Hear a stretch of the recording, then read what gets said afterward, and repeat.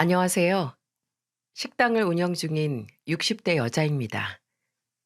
내가 모르는 곳에서 뭔가 엄청난 일이 일어나고 있었다는 걸 나중에 알았을 때, 내가 정말 아무것도 모르고 있었다라는 걸 알았을 때 충격은 믿겨지지도 않고 허무하고 서운하고 온갖 복잡한 감정들이 물밀듯이 내게 밀려오죠. 하지만 저는 무엇보다 슬프고 미안한 감정이 더 컸습니다. 제가 지금 무슨 이야기를 하는지 감이 안 오시죠? 그럼 지금부터 제 사연을 들어주시길 바랍니다.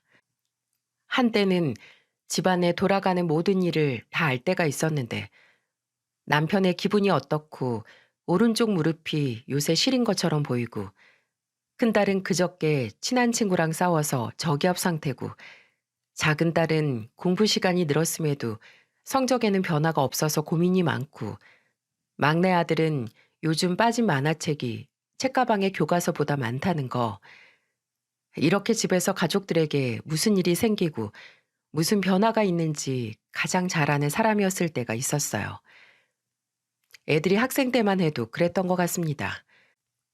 근데 애들이 크면 클수록 오늘 애들한테 무슨 일이 있었는지, 어떤 하루를 보내는지, 요즘은 뭐가 고민이고 밖에서 누구와 가장 많이 시간을 보내는지 점점 알 수 없게 되죠.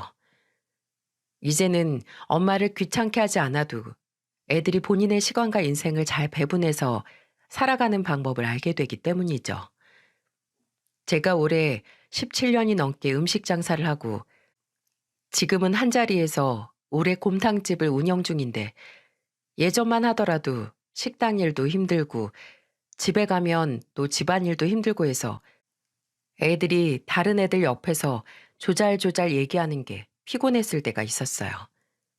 참 배부른 생각이었죠. 가면 갈수록 엄마 좀 귀찮게 안 해주나 하는 생각이 들었으니까요. 그래도 늘 중요한 순간에 남편이나 자식들이 저를 찾아와 고민을 털어놓고 위안을 얻고 가는 게 저는 그렇게 좋았습니다. 시간이 지나 각자의 인생이 생겨도 인생에 있어서 가족에게 기댈 수 있는 곳 1순위가 된다는 게 기분 좋은 일이었으니까요. 애들한테 정말 입버릇처럼 너 엄마 없으면 어떻게 살래? 하고 물었을 때가 있었는데 애들이 더 크고 각자 집에서보다 밖에서 일어나는 일이 인생의 중심으로 돌아가기 시작했을 때 비로소 애들은 내 울타리에서 내보내 심적으로 독립을 시키는 준비를 하게 되는 것 같습니다. 왜 자식들이 본인들 연애사를 먼저 알려주지 않으면 괜히 서운하지 않나요?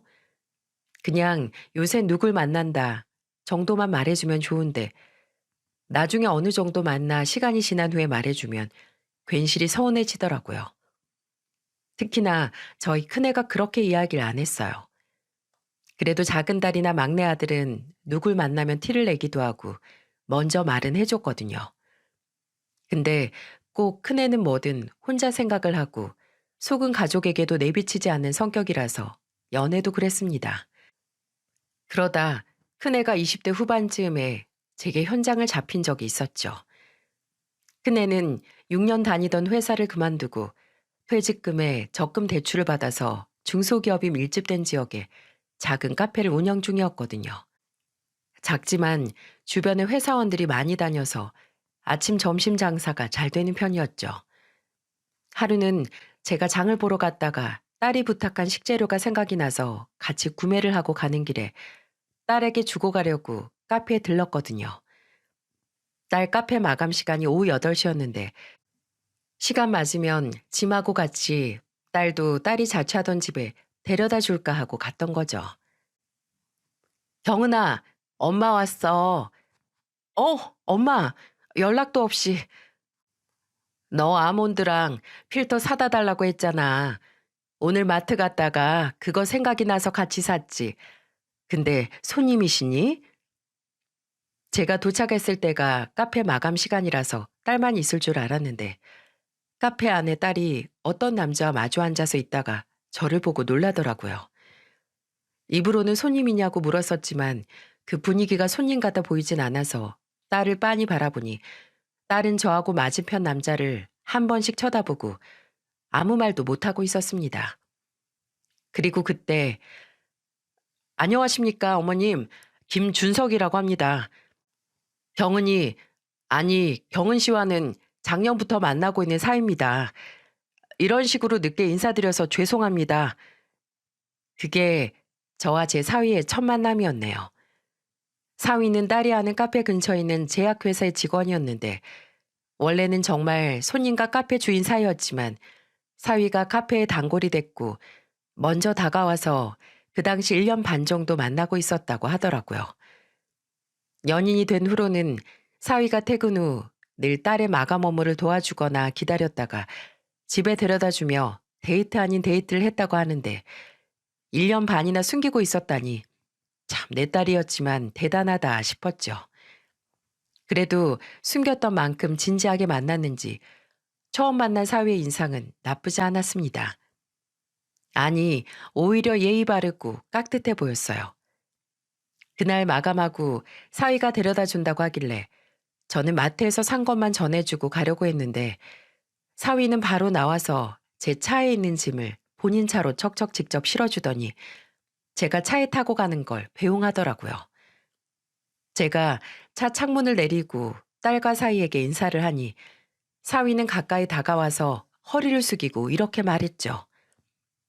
경은 씨한테 더 잘하고 믿음직한 모습 보여주고 조만간 정식으로 찾아뵙겠습니다.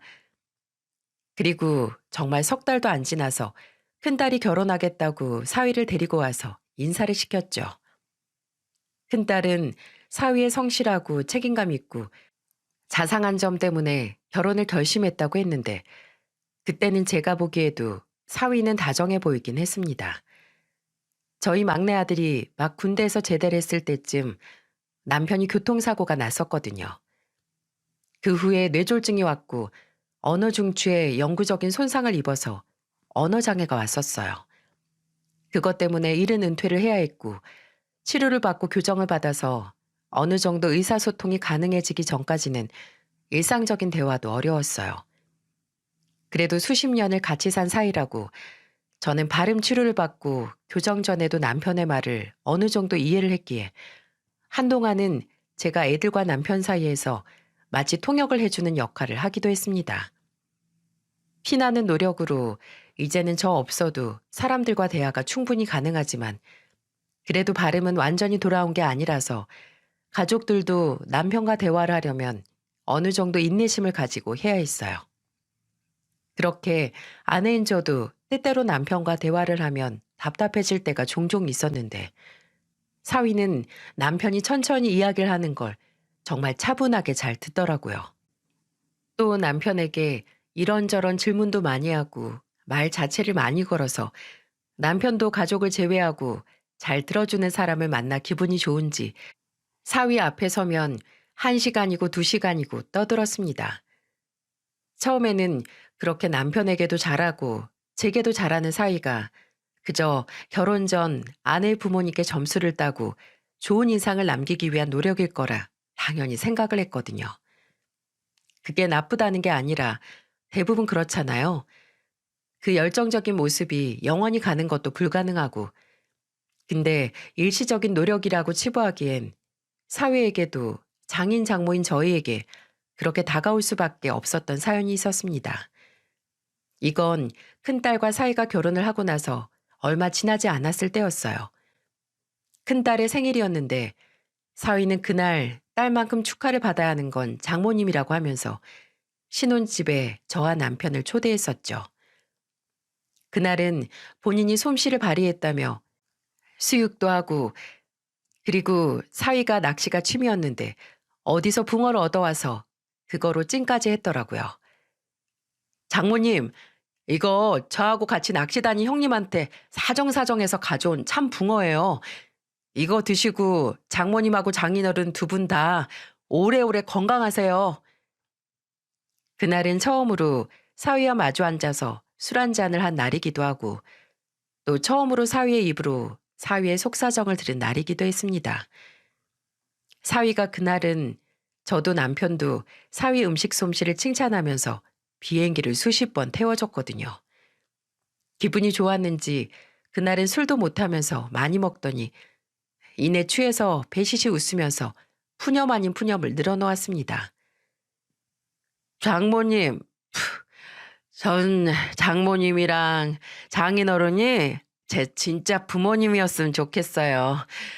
제가 취해서 이런 게 절대 아니고요. 저 지금 저희 아버지 정말 제 친아버지 아닌 거 장모님 장인어른도 다 아시죠? 네, 알고 있었어요. 딸이 결혼 전 이미 설명을 해줬었거든요.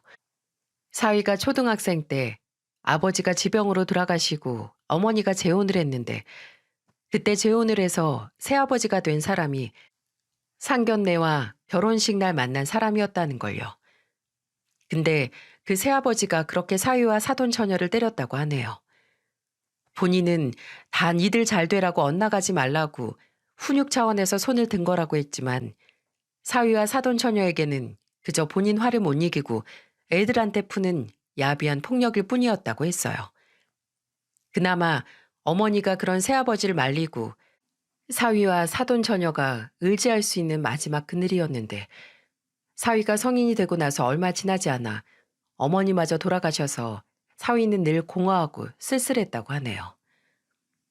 제가 정말 아버지, 아니 그 인간 아버지라고 부르고 싶지도 않아요.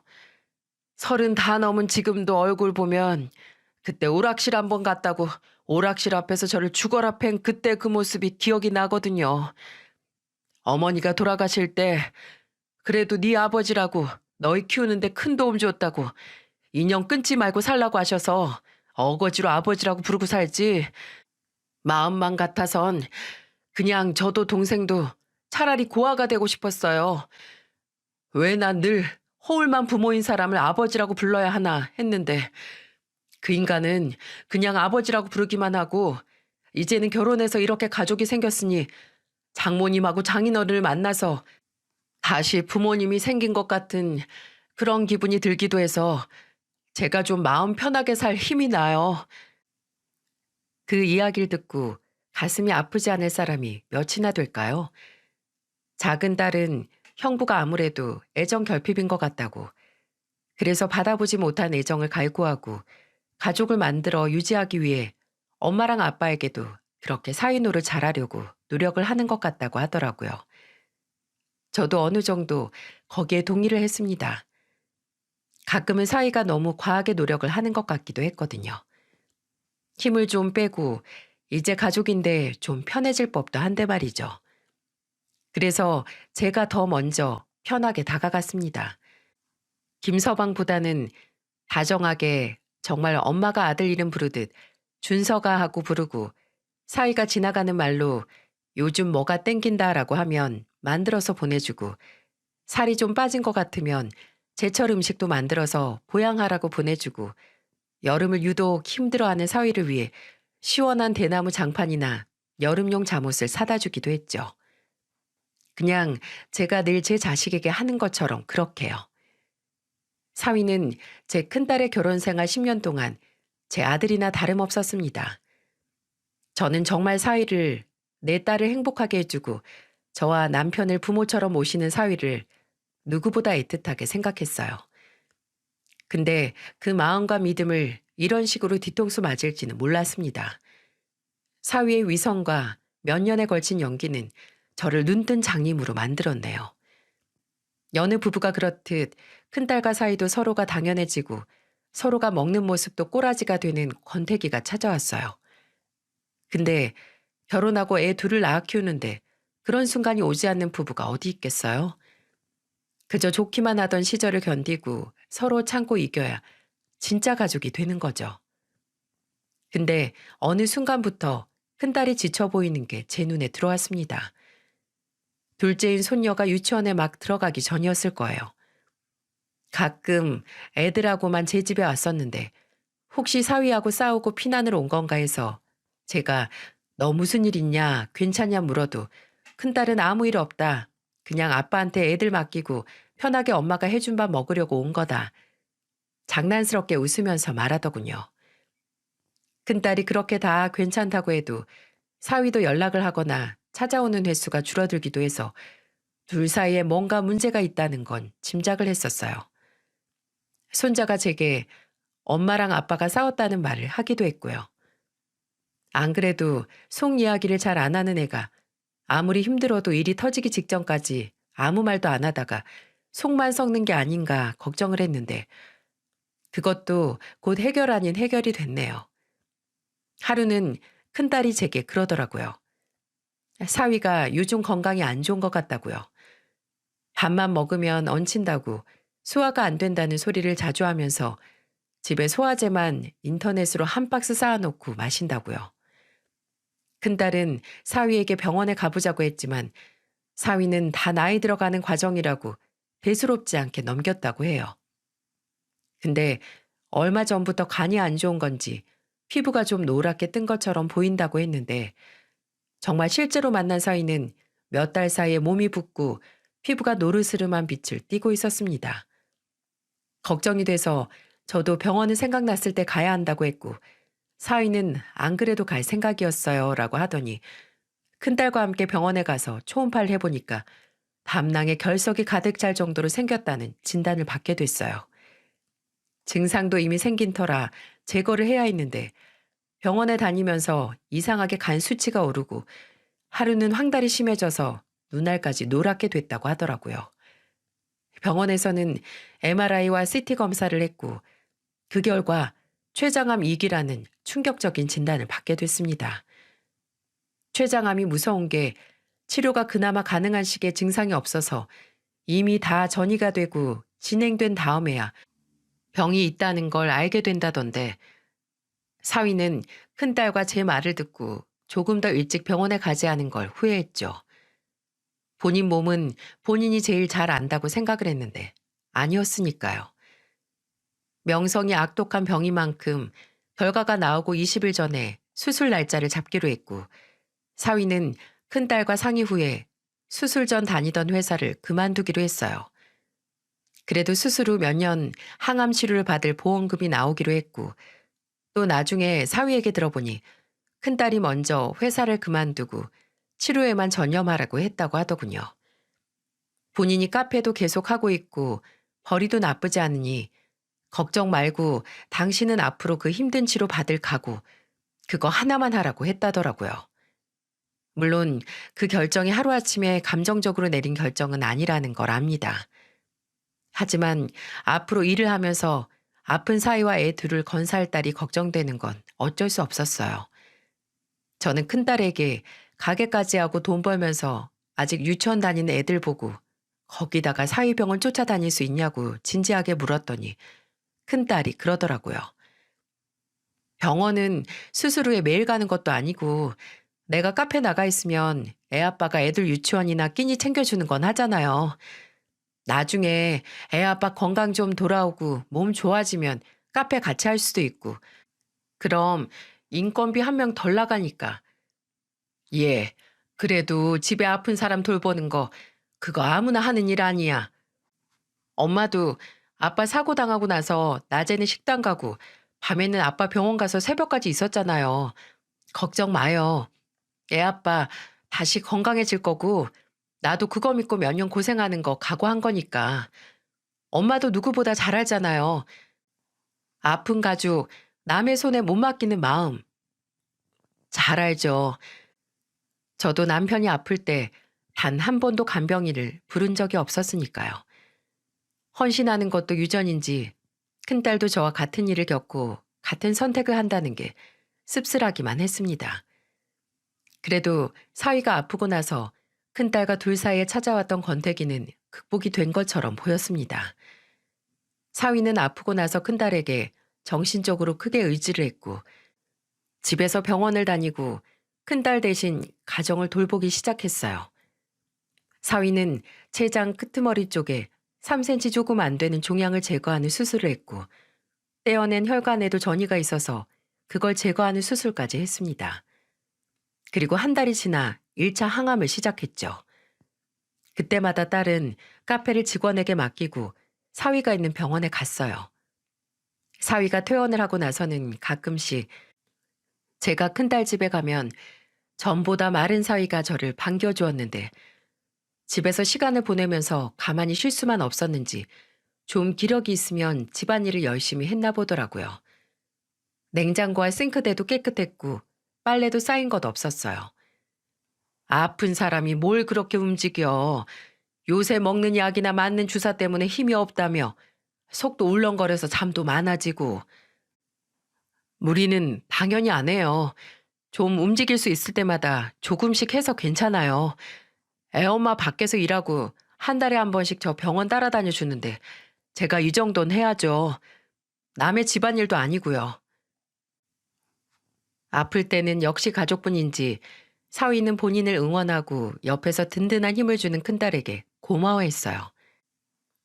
장모님, 저 아마 애엄마 없었으면 1년도 못 살고 죽었을지도 몰라요. 병은 마음에서 온다는데 솔직히 저 정말 치료에만 집중하고 아무런 걱정 안 하게 해주는 게 병은이 덕분이라니까요. 그 전에는 제가 봐도 사이가 큰딸에게 무심해지고 뭔가 겉도는 느낌을 받곤 했는데 아프고 나서는 본인이 있어야 할 곳을 찾아 제자리로 돌아온 것처럼 사위는 큰딸의 소중함을 다시 알고 다시 가족을 중심으로 돌아가는 일상으로 복귀한 것처럼 보였습니다.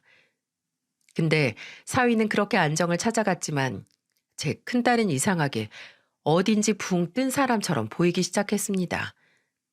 솔직히 지금도 그때의 느낌을 뭐라고 설명을 해야 하는지 모르겠네요.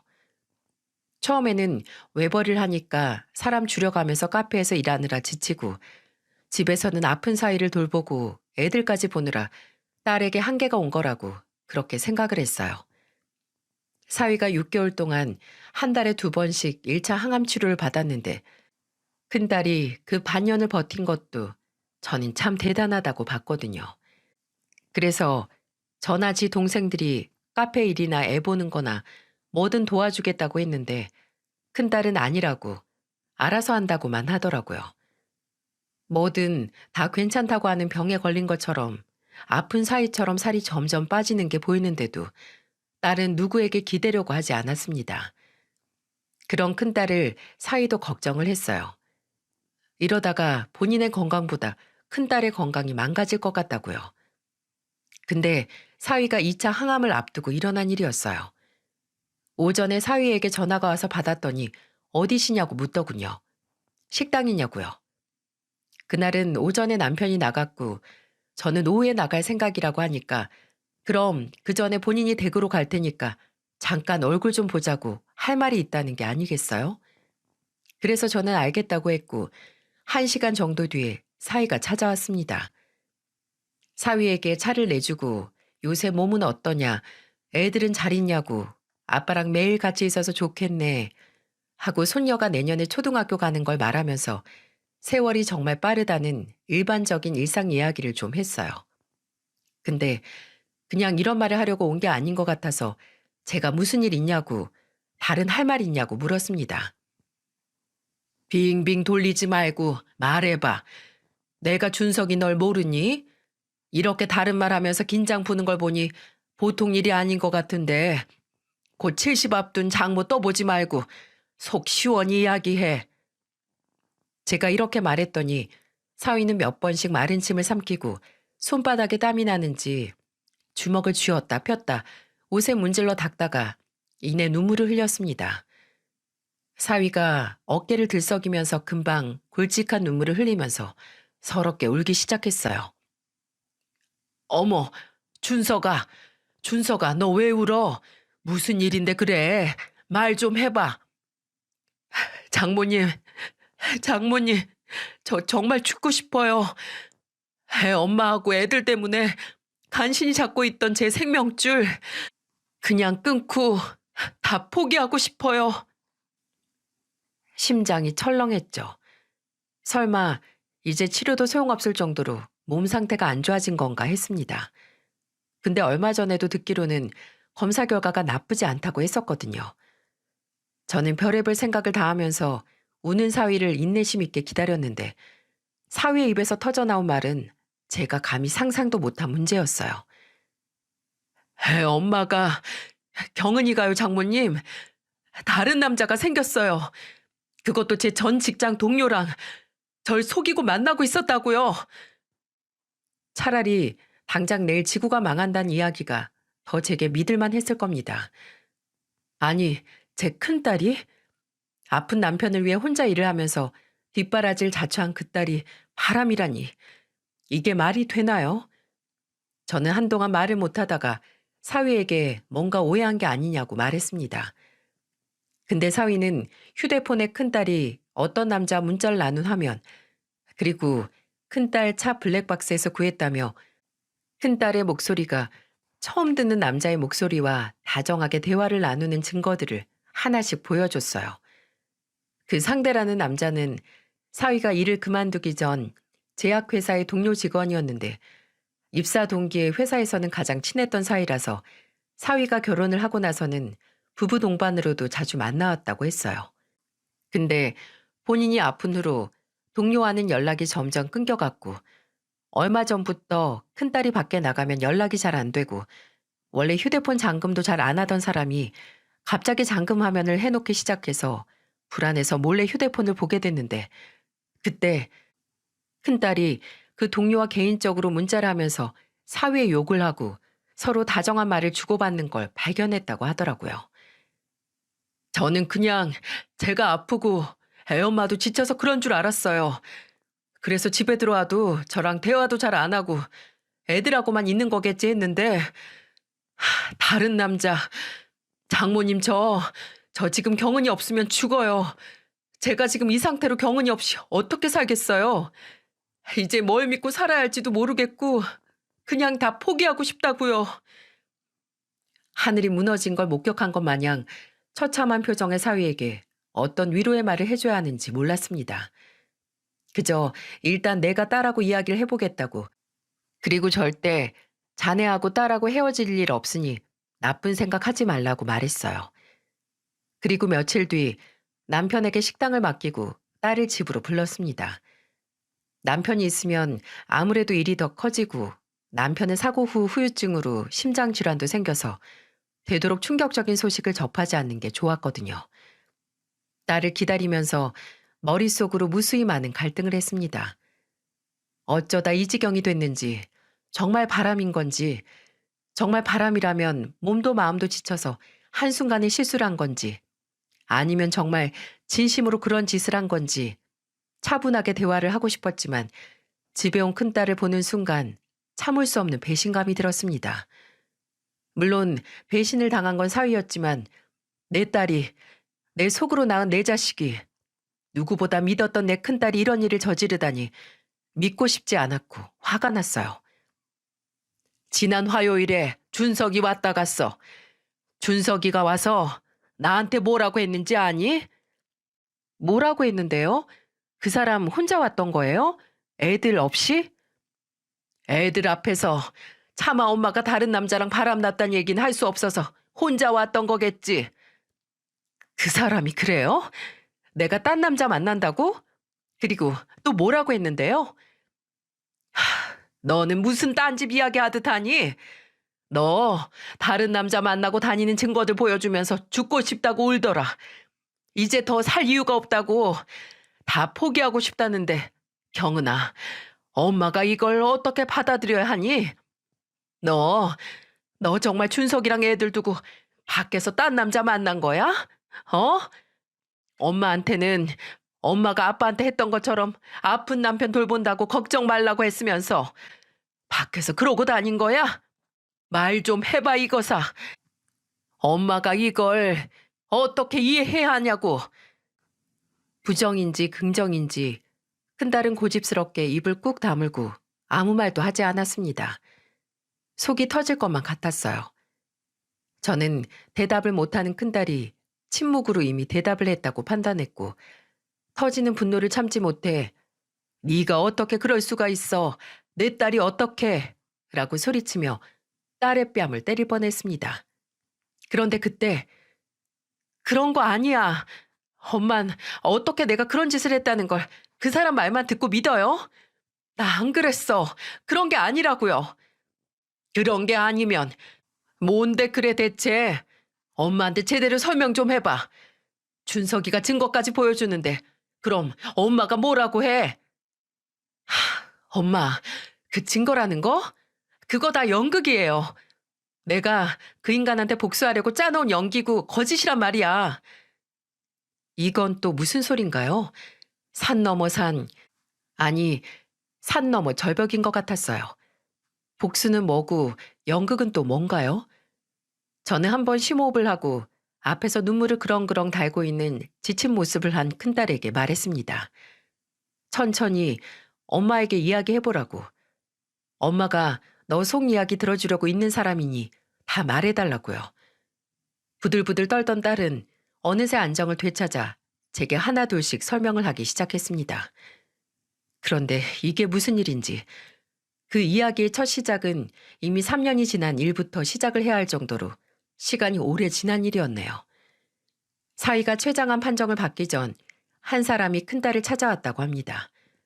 그건 저도 이미 알고 있는 사람인 사위의 전 직장 동료였죠. 사위가 큰딸의 불륜 상대라 주장하는 그 사람이 말이죠. 사위의 말대로 그 전에 부부 동반으로 가깝게 지낸 건 맞지만 큰딸은 개인적인 연락은 하지 않는 사이였다고 해요. 근데 하루는 그 동료가 큰딸의 카페에 찾아왔는데 그때 큰딸에게 꼭 알아야 할 게 있다며 이런 말을 했다고 합니다. 경은 씨, 준석이가 저한테 3천만 원 돈 빌려간 거 아세요? 네? 3천만 원이요? 아니요, 저는 전혀. 남편이 그런 말 전혀 없었는데요. 저희가 지금 당장 그런 돈 필요할 일도 없고 생활비 통장에도 그런 돈이 찍힌 적은 한 번도 없었어요. 큰딸이 뭐 잘못한 거 아니냐, 무슨 의도로 그런 말을 하는 거냐라고 물으니 사위의 동료는 큰딸 앞에 정말 사위의 개인 통장으로 동료가 3천만 원을 송금한 내역을 확인시켜줬다고 합니다. 이걸 준석이가 딱 반년만 있다가 갚는다고 했는데 한 달, 두 달이 지나도 아무 말이 없어서 제가 이 돈 언제 갚을 거냐고 했는데 준석이 그 자식이 뭐라고 했는지 아세요? 갚을 돈이 없답니다. 우리가 차용증을 쓴 것도 아닌데 그 큰 돈을 어떻게 반년 만에 갚냐고요. 그리고 이건 저도 잘한 거 없고 이렇게 말하는 것도 창피하지만 제가 불법 도박을 했었어요. 그걸 아는 건 준석이 뿐이고요. 근데 그 자식이 제 도박 사실을 제 아내하고 회사에 알리겠다며 협박을 했고 그거 알려지기 싫으면 돈 갚으라고 재촉하지 말라고 하더군요. 저희가 뭐 오래된 학창시절 친구도 아니지만 저는 정말 준석이를 사회에 나와서 만난 친구라고 생각을 했는데 이렇게 뒤통수 맞을지 몰랐어요.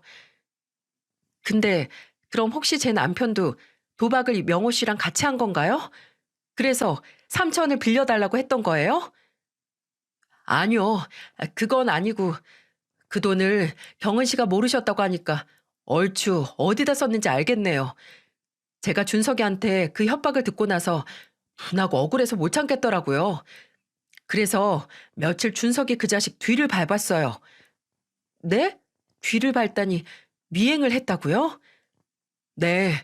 어쩌면 저도 그 자식 협박할 건수 잡지 않을까 해서 밟았어요. 평일부터 주말까지. 시간 날 때마다 저도 떳떳하지 않아요. 100% 경은 씨 남편, 제 친구였던 사람한테 앙심을 품고 한 짓이니까. 근데 그때는 정말 제 돈을 받을 수만 있다면 뭐든지 해야 했고 제 약점을 협박하는 놈한테 보복을 하고 싶어서 제 눈이 뒤집힌 거나 마찬가지였어요. 근데 그렇게 몇 주 미행을 하니까 뭐가 잡히긴 잡히더라고요. 준석이 몇 달 전에 새 낚시동호회 들어간 거 아시죠? 네, 규모가 더 큰데 회비는 더 적게 든다고. 그 자식이 거기 만난 여자 회원하고 웃기지도 않은 짓을 하더라고요. 사위의 동료는 그렇게 말하며 큰딸에게 사진 몇 장을 보여줬는데 딸은 그날 사위의 동료에게 받은 사진을 휴대폰으로 가지고 있었는데 제게도 보여주더군요. 그건 사위가 저수지 같은 곳에서 어떤 여자와 함께 손을 잡고 같은 차를 타고 심지어 그 차 안에서 서로 입을 맞추는 그런 사진들이었어요. 감이 오시나요? 바람은 제 딸이 아니라 이미 오래전 사위가 아프기 전부터 난 거였던 겁니다. 한 가지 실마리를 잡은 사위의 동료는 그 상대가 중학교 교사라는 것과 이미 둘이 그렇고 그런 사이가 된 게 곧 3년이 되어 간다는 것도 알아냈다고 해요. 빌려준 돈을 받기 위해 역으로 협박할 증거를 모았지만 사위의 직장 동료는 갈등을 했다고 합니다. 이 증거를 큰딸에게 말한다고 해도 복수가 될지, 큰딸이 이 일을 문제 삼지 않고 넘어가거나 하면 헛수고가 되고, 사위와 큰딸 사이에 아이가 2명이나 되는 걸 알고 있었기에 보복을 하기 위해 증거를 모았음에도 쉽게 내보일 수 없었다고요. 처음에는 포기했어요. 이래서 뭐하나 싶고 그놈이랑 똑같은 인간 되기 싫어서요. 근데 이미 진실을 알고 있는데 모른 척하는 것도 아닌 것 같더라고요. 누구보다 경은 씨가 알 권리 있으니까요. 이제 경은 씨가 화가 나서 준석이 그 자식이랑 이혼을 하거나 하는 건 바라지도 않아요. 그저 알고 계셔야 할 것 같아서요. 저는 큰딸에게 물었습니다. 혹시 그 얘기를 듣기 전에 이미 사위의 바람을 알고 있었냐고요. 아니, 낌새라도 눈치채고 있었냐고요. 큰딸은 바람까지는 생각도 못했답니다.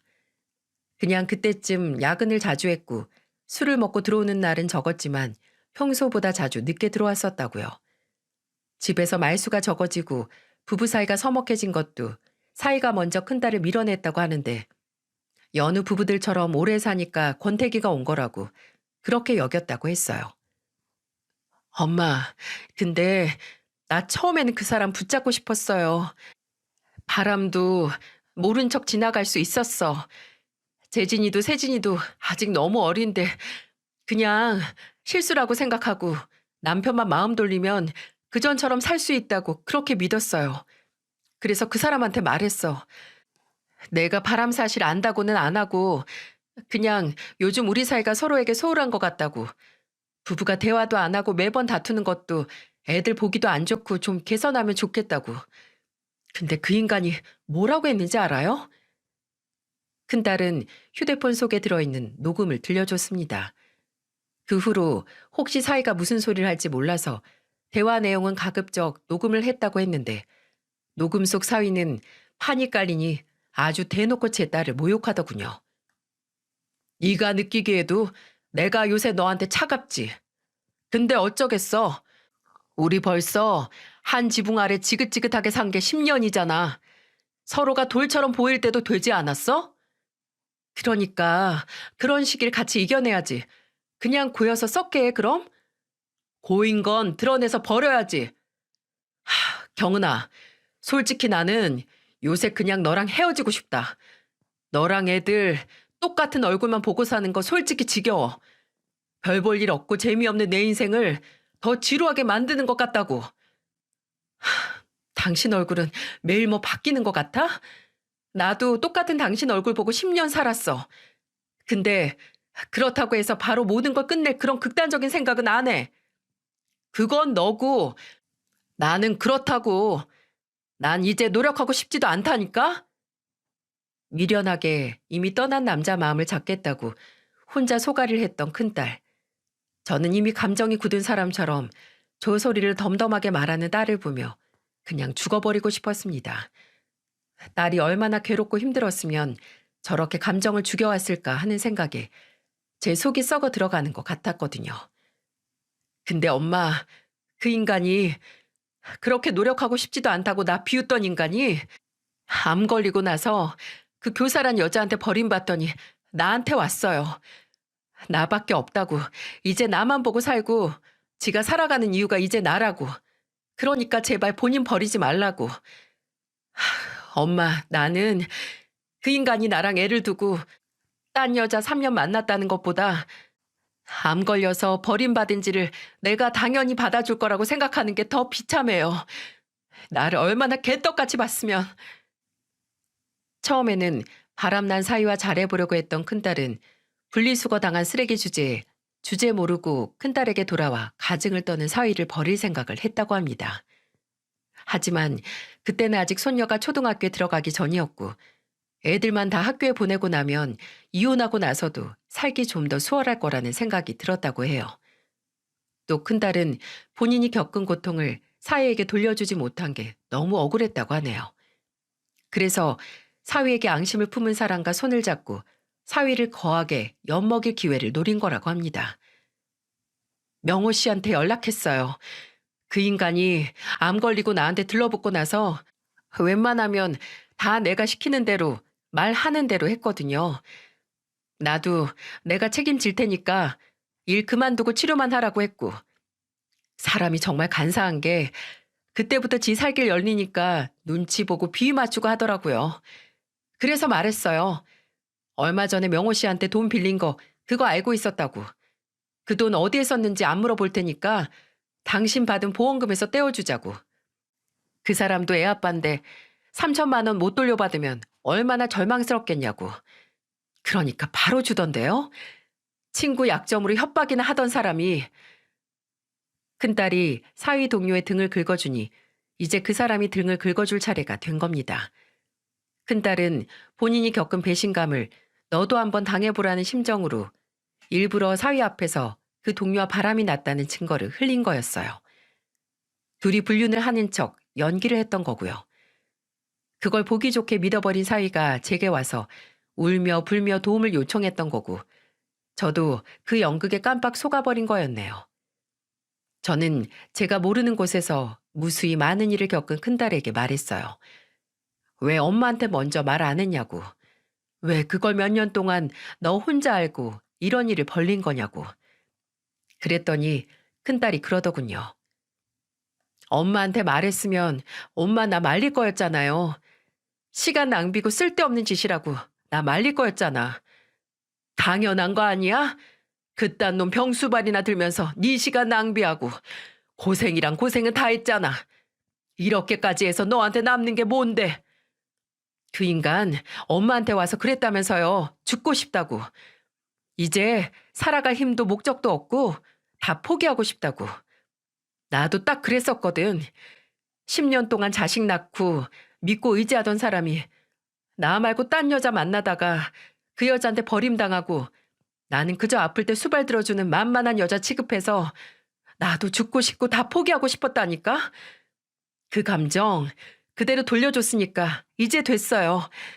이제, 이제 정말 끝이야. 지금도 마지막에 저 말을 하며 멍하니 허공을 보던 큰딸의 얼굴이 기억이 납니다. 그 허무함과 절망과 환멸과 정말 끝이라는 후련함까지. 저는 그 모습을 보고 울었어요. 엄마라면 자식을 힘들게 하는 문제를 대신 해결해주고 싶은 마음이 당연히 있는데 몇 년 동안 그걸 혼자 끌어안고 있게 아무것도 눈치 못 챘던 제 자신이 한심했고, 또 부모라는 이유로 뭐든 자신보다 내 방법이 최선의 해결 방법이라고 생각했던 제가 부끄러웠습니다. 저는 멍하니 제가 우는 모습을 보던 큰딸에게 말했어요. 그래, 그래 경은아. 잘 참았어. 잘했어. 이제 정말 끝내자. 엄마가 네 옆에 있을 테니까 엄마랑 가서 다 끝내버리자. 큰딸과 저는 큰딸의 집으로 갔습니다. 그리고 작은딸과 아들에게도 퇴근하는 대로 큰딸의 집으로 오라고 했어요. 작은딸은 저와 큰딸과 얼추 시간이 맞게 도착을 했어요. 셋이 함께 집 안으로 들어갔을 때 손주들이 사위와 함께 있더라고요. 어? 여보, 장모님하고 처제까지 다 같이 왔네요. 무슨 일로? 상황이 어찌 돌아가는지 알 턱이 없는 사위는 얼빠진 얼굴로 있었고, 일단 작은 딸은 손주들과 함께 방 안으로 들어가서 간단하게 짐을 싸게 했습니다. 손주들이 있는 곳에서 이야기를 할 수 없었으니까요. 가타부타 인사도 없이 애들과 방 안으로 쌩 들어가는 작은 딸을 보고 사위는 무슨 일이냐고 물었지만 저는 그런 사위에게 말했습니다. 애들 있는 데서 말할 일이 아니라서 애들은 준이가 데리고 내 집으로 갈 거야. 그때까지 잠자코 있게나. 지금 할 말이 없어서 가만히 있는 거 아니니까. 아마 사위는 그때 본인이 착각하고 있는 큰딸의 불륜 문제로 제가 찾아온 거라 생각을 했는지 정말 가만히 있더라고요. 15분 정도 뒤에 작은 딸이 손주들을 데리고 나갔고 저는 현관 문 닫히는 소리를 듣자마자 제가 들고 있던 가방을 사위의 얼굴에 그대로 던졌습니다. 사위는 억하고 얼굴을 부여잡고 쭈그려 앉았고 저는 고개도 못 드는 사위에게 고함을 질렀어요. 내 딸이 바람을 피워? 야 이놈아, 이 자식아. 그 말을 하기 전에 네가 암 걸리고 교사라는 네 상간녀한테 버림받고 나서 내 딸한테 들러붙었다는 것부터 말했어야지. 내 딸하고 손주들 버리고 3년이나 그 더러운 짓 했다는 것부터 말했어야지. 네? 아니, 장모님, 그게 무슨... 여보?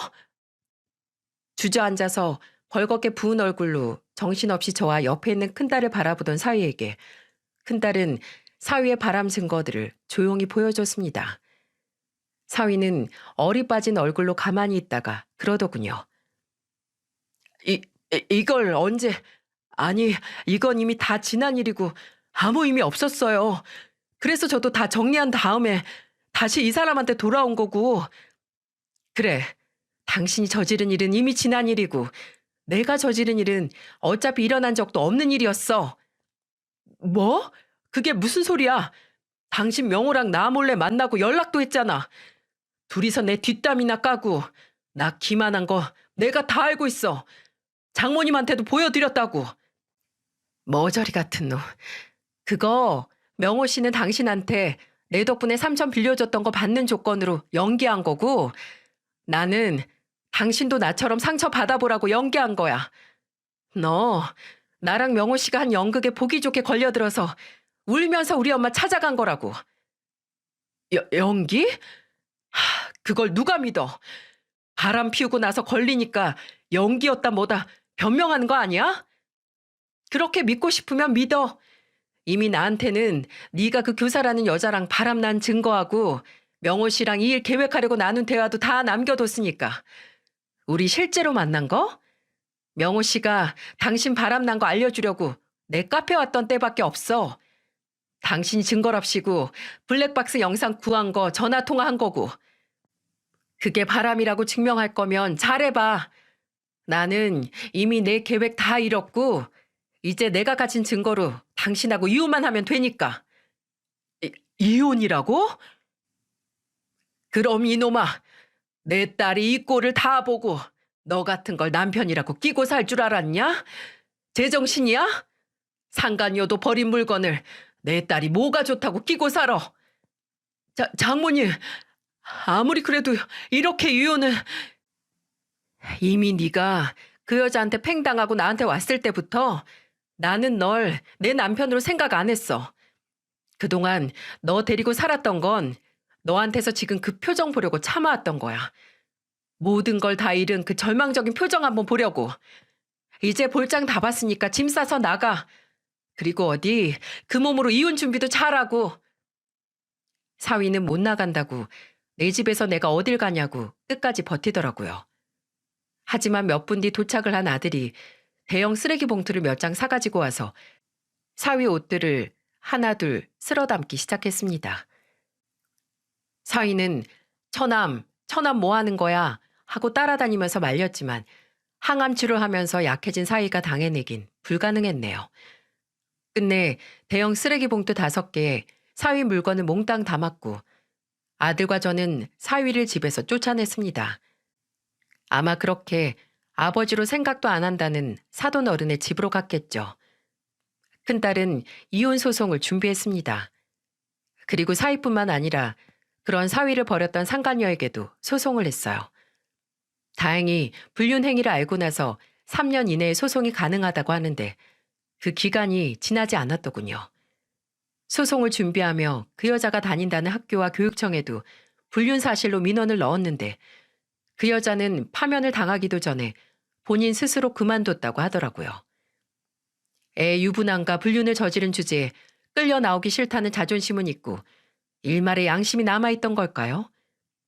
사위, 아니 이제 제 사위도 아니고 마음 같아선 쌍욕으로 부르고 싶은 전 사위는 제 큰딸이 암에 걸린 자신을 버리기 위해 불륜 사실을 이용한 거라고 이건 맞바람이나 마찬가지라고 항소를 했지만 제 딸은 거의 1년 동안 암에 걸린 전 사위 뒷바라지를 하고 외벌을 했기에 그런 주장은 받아들여지지 않았다고 하더군요. 긴 이혼 소송 기간 동안 전 사위가 또 다른 이유로 항소를 하려고 했는데 바로 본인 몸 상태가 점점 악화되고 있으니 선처를 부탁한다는 거였습니다. 실제로 전 사위는 소송을 하면서 합병증으로 당뇨가 왔다고 하는데 그러니 제발 양육권은 가져가지 말라고 했다고 하더군요. 근데 항암 투병 중에 보험금도 변호사 비용으로 쓰고 벌이도 없는 사람에게 어떻게 양육권을 줄 수 있겠어요? 큰딸은 작년 말에 상간녀 소송 위자료와 함께 사위에게도 위자료를 받을 수 있었고 양육권도 지킬 수 있었어요. 집을 정리하고 지금은 제 집에 들어와서 애들과 함께 지내고 있습니다. 아직 어린 손주들은 아빠가 어떤 잘못을 했는지, 왜 아빠와 함께 살지 못하는지 알지 못해서 지금도 손녀는 아빠가 보고 싶다는 말을 종종 해서 큰딸이 힘들어하고 있어요. 물론 저나 제 딸에게는 세상에 둘도 없는 악독한 존재이지만 아무것도 모르는 애들에게 아빠라는 존재가 쉽게 잊을 수 있는 존재가 아니니까요. 마음이 아픈 건 큰딸이 아직도 종종 악몽을 꾸고 밤잠을 설친다는 겁니다. 그때마다 저나 남편이 화장실에 가다가 물 마시러 나갔다가 거실에 덩그러니 혼자 앉아있는 큰딸을 발견하면 그냥 가만히 곁에 가서 앉았다가 큰딸이 거실 소파에 누워 잠드는 모습을 보고 저희도 다시 잠자리에 드는 생활을 하고 있네요. 원대로 계획했던 복수를 하긴 했지만 그래도 분통함만 조금 사그라들 뿐 입은 상처가 더 빠르게 아물거나 사라지는 건 아니었던 거죠. 하지만 상처를 치유하지 못한 복수를 했던 큰딸을 나무라고 싶지 않습니다. 큰딸은 그때 본인을 위한 최선의 선택을 스스로 내린 거고 그것마저 안 했다면 큰딸의 분노는 풀리지 않았을 테니까요. 그 상처를 하루빨리 아물게 하는 건 복수가 아닌 저와 같은 큰딸의 가족이 해야 할 일이라고 생각을 합니다. 옆에서 큰딸이 혼자가 아니라는 것과 우리는 너를 배신하지 않을 거란 믿음을 계속 보여줘야겠죠. 그저 지금은 어서 큰딸이 밤잠을 설치지 않고 좋은 꿈을 꾸며 단잠을 자는 순간이 매일 찾아오길 기도합니다. 제 이야기를 들어주셔서 감사합니다. 그리고 저와 제 딸을 위해 이렇게 사연을 선보일 수 있는 자리를 마련해 주신 사연투배 가족 여러분께도 감사의 말씀을 전합니다.